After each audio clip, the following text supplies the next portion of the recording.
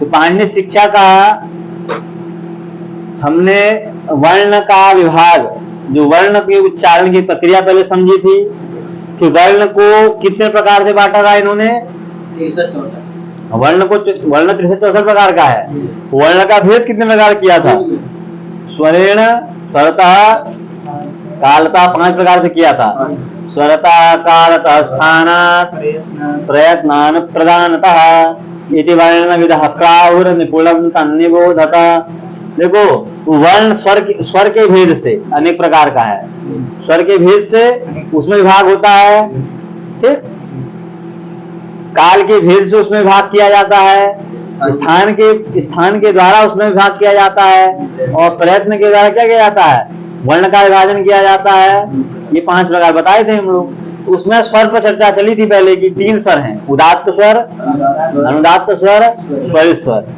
संगीत शास्त्र के जो 7 स्वर प्रसिद्ध हैं उनका हमने अंतर्भाव बता दिया था। अब आ रही है स्थान की चर्चा। किसकी चर्चा आ रही है, स्थानीय से होना ना। तो अष्टौ स्थानानि वर्णानाम् उरः कंठः शिरस्तथा च दन्ताश्च नासिकोष्ठौ च तालु च। अब देखो वर्ण जब होते हैं तो जहां से वो अभिव्यंजित होते हैं तो वो कितने स्थानों से अभिव्यंजित होते हैं, तो कह रहे हैं पाणिनि शिक्षा में 8 जगह से वह स्थान, 8 स्थानों से वर्ण अभिव्यंजित होता है। कितने स्थानों से, वो 8 स्थान क्या है, तो कहा उरः, कंठः, शिरः, ठीक, जिह्वा मूलम, दंत, नासिका, ओष्ठ। तो घटा लेते हैं हम लोग। वर्णानाम मतलब अक्षराणाम, जो अक्षर हैं वो कहां से उत्पन्न होते हैं, वायु, जैसे वायु को मारा धक्का, किसने मारा, मना कायग्निमाहन्ति, मन ने जठराग्नि को, जठराग्नि ने वायु को, वायु हृदय से पहुंचा, उरः वक्षस्थल में पहुंचा। तो एक स्थान कौन हुआ, वक्षस्थल। दूसरा स्थान कौन हुआ, कंठ। दूसरा स्थान कौन है, इसको मिल नहीं रहा है। ऐसे 13वां श्लोक है, कंठ, ठीक है।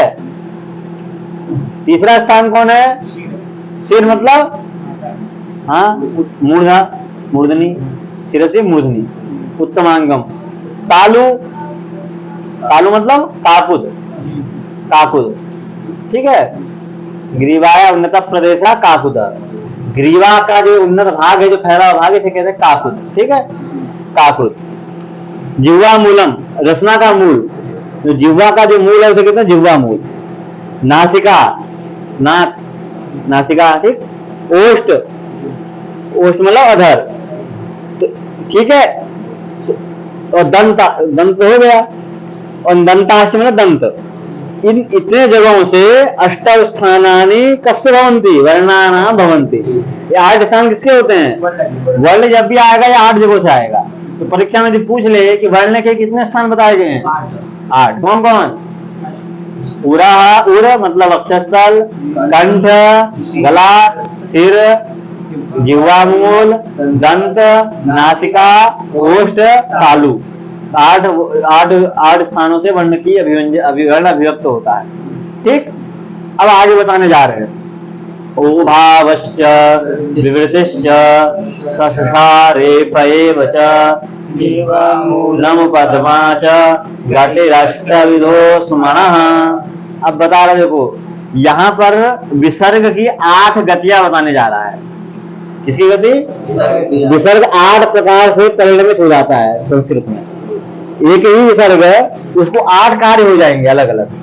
तो एक पहला कार्य क्या है, ऊष्मणा मतलब होता है विसर्ग से।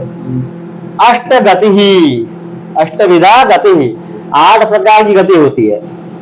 जो विसर्ग होता है कितने प्रकार का हो जाता है संस्कृत वाङ्मय में, कैसे, देखो कहीं पर वो हो जाएगा ओ भाव, कहीं पर विसर्ग क्या हो जाएगा, ओ, जहां विसर्ग होना चाहिए वहां हो जाएगा ओ, ठीक।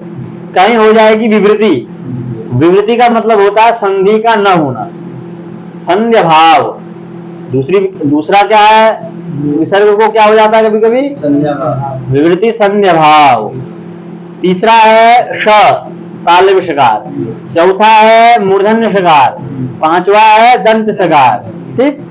छठा है रेफ, विसर्ग को रेफ हो जाएगा, कहीं कहीं सातवां हुआ कहीं जीवा मूली हो जाएगा विसर्ग को, और एक आठवां है कहीं उपदमानी। तो विसर्ग को ये कितने कितने विसर्ग के मतलब विसर्ग को कितने प्रकार को प्राप्त हो जा रहा है? हाँ, 8 प्रकार से जो अष्ट है उसकी 8 गति, विसर्ग की 8 गतियां हो जा रही हैं। तो पहली गति क्या है? ओ भावा, जैसे पढ़े हैं ना, शिवो वंद्या। तो शिवो वंद्या में कौन उदाहरण है? शिवो वंद्या में, शिवो वंद्या में किस सूत्र से हुआ है? शिवो वंद्या उत्त होता है ना, हसीचा, हसीचा से क्या होता है? रू को उत्त हुआ, और फिर क्या हुआ? उत्त हो करके गुण हो गया, तो शिवो, तो विसर्ग कोई ना होता है, वो वहां विसर्ग होना चाहिए था, लेकिन हो क्या गया? रू को शिवस, शिव सु हुआ, रू हुआ, उत्त हुआ, गुण हो गया। किस सूत्र से? हसीचो से होता है ना, शिवो वंद्या। ये किसका होता है? ओ भाव का। विवृति का होती है का ईसा, मानो उदाहरण है का ईसा, का ईसा। अब देखो यहाँ जो विसर्ग, जो सु को रू हुआ, रू को यो हो गया, किससे? भो भगा भो पूर्व से यो असी से, और फिर लोप हो गया उसका, लोपा साकल्य से। ठीक। अब जब भी वो संधि करने आएगी वहां कोई सूत्र, कोई भी विधि जब होगी, तो विधि जब कोई भी विधि की प्रवृत्ति होगी, तो विधि जो है वहां नहीं लग पाएगी। क्यों? यत्व असिद्ध हो जाएगा, यत्व का जो लोप है वो सिद्ध हो जाएगा, उसको कभी भी अचकर्म मिलेगा नहीं मिलेगा, तो संधि नहीं होती, इसलिए तो ऐसी का ऐसी रह जाता है। जैसे हरि में होता है, हरई है, पढ़े हो ना, हरई है, वैसा ही। तो यहाँ विसर्ग कोई हुआ काम, जैसा वैसा रह गया। ये हुआ विवृति। कभी कभी क्या होता है, श को विसर्ग हो जाता है, श तालव्य श, जैसे हरिश से कौन संधि है? स्तुत्व संधि है। क्या है? स्तुत्व, तो विसर्ग होगा, ख हो गया। और आविष्कृतम, दुष्कृतम, आविष्कृतम एक सूत्र है, इदुदु पदस्य चा प्रत्यय से, उसे क्या हो जाता है? विसर्ग को मूर्धन्य श, तो विसर्ग क्या हो गया यहाँ? मूर्धन्य श। कसका, कसका अधिष्ठ, विसर्ग क्या हो जाता है? दंत स। ठीक। और अहरपति रूरी, अहन, अहन सूत्र से र को रो हो जाता, नौ को रो हो जाता, अंतिम विसर्ग होना चाहिए, र हो गया। और ठीक, कहा करोती जीवामूली हो गया, अब का अप क पर में ना करोती का, तो विसर्ग हो गया जीवामूली। का फलती, का पचती, ये क्या हो गया? उपदमानी। तो ये जो विसर्ग हैं, इसके कितने हो जाते हैं? 8 जो है, 8 प्रकार से विसर्ग की गति संस्कृत वाङ्मय में प्राप्त होती है। और विवृति बताई दी है कि जो स्वरों के मध्य में जहाँ संधि नहीं देखी जाती है, उसे क्या कह देते हैं? विवृति। जैसे या ईसा, का ईसा, यहाँ क्या हो गया? विवृति हो गई। ठीक है, बस।